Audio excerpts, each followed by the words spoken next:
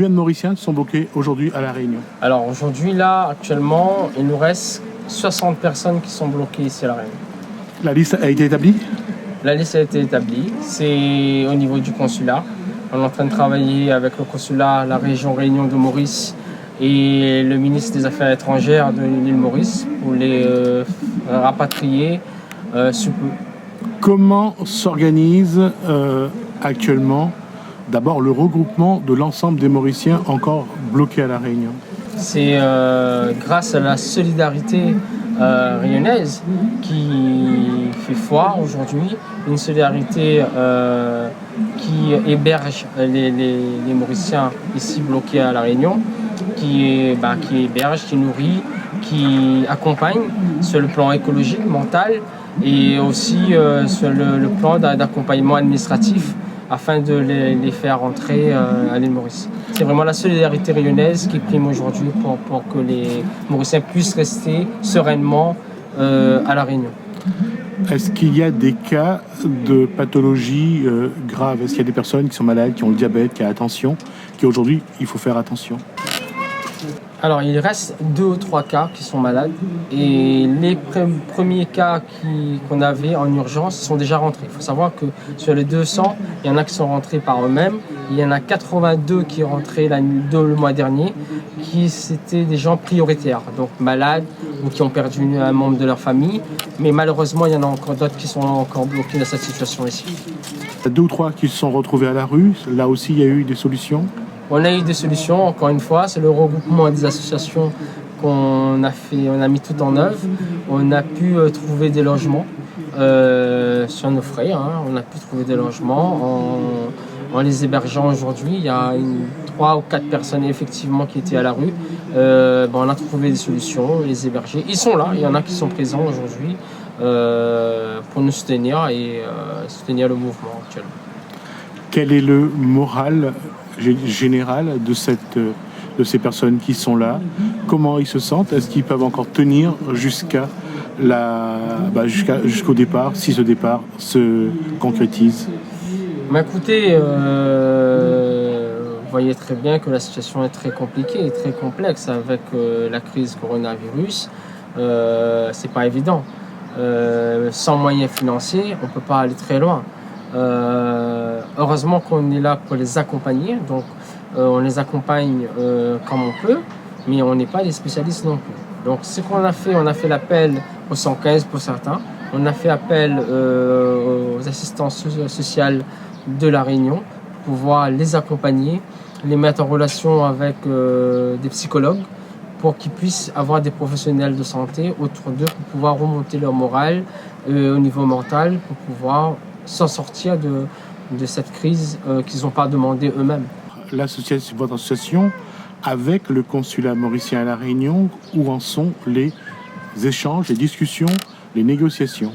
Alors, si vous voulez, nous on travaille en étroite collaboration avec le consulat, mais aussi on travaille directement avec Grégory Martin, qui est le représentant de la région Réunion à Maurice.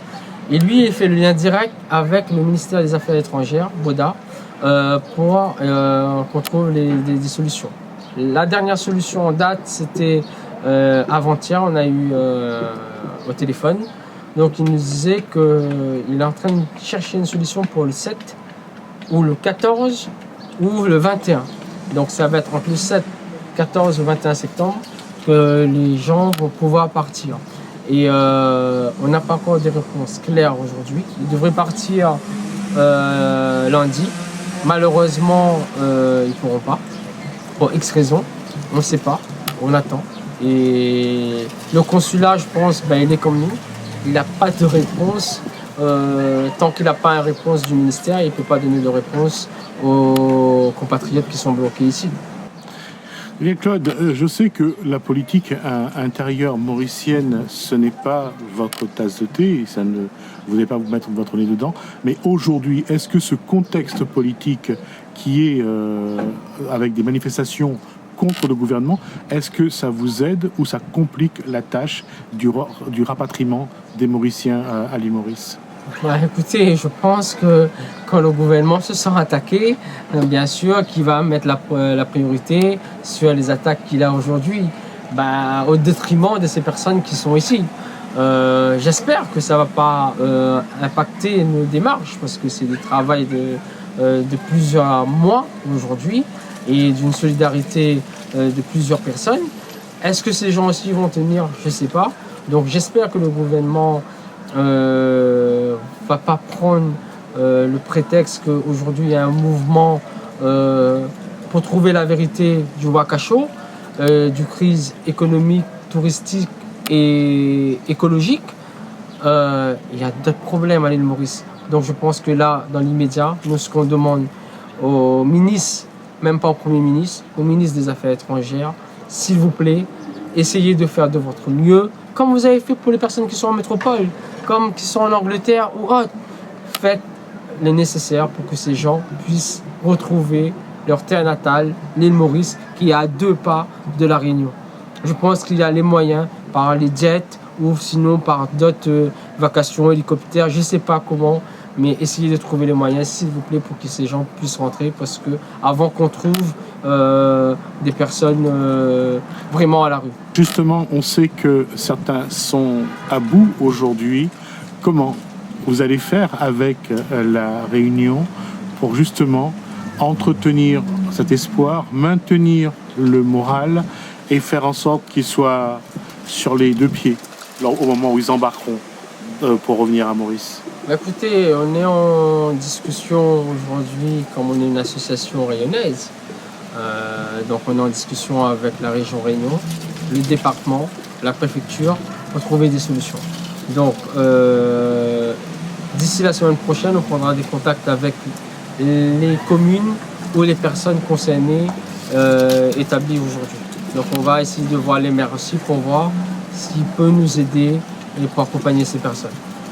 Comment les Réunionnais ici à La Réunion et comment les Mauriciens là-bas à l'île Maurice peuvent justement aider à soutenir moralement cette soixantaine de personnes qui veulent rentrer? Comment les aider moralement pour tenir le coup? Écoutez, déjà, nous ce qu'on fait, comment on fait pour les aider, c'est trouver les moyens financiers pour qu'ils puissent vivre correctement ici. Seulement avoir un lien internet ou un lieu où ils vont pouvoir communiquer avec leurs proches via les digital aujourd'hui.